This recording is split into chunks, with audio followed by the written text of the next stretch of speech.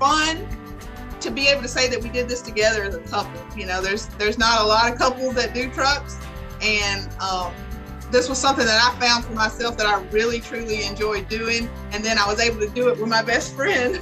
So it was great.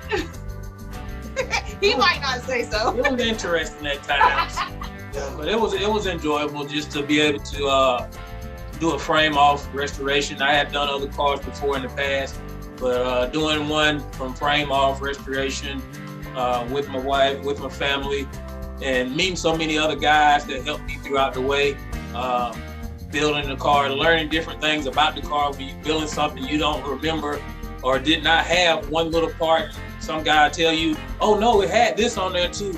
So that building that knowledge up about that, and then just doing research on how to, you know, kind of get things back to where it needs to be, but then the structure of modernizing it also. Plenty of times we get somebody that send us a picture saying, oh, I just saw y'all, I took a clip of video of y'all, you know, so a lot of people like it and give us thumbs up with that. And just the awe factor, you see kids going down the road, Mom, look at that, you know, stuff like that.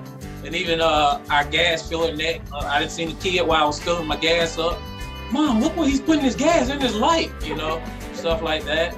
It's been a little inspiring just to say you've done it. It's just exciting just to see, to be able to see people's reaction when they see it. And, you know, they walk up and they were like, did you buy this truck this way? And I'm able to say, no, we built it. And they're like, you did? I was like, yes, my husband and I built this truck. So just to be able to tell people that this is something that I had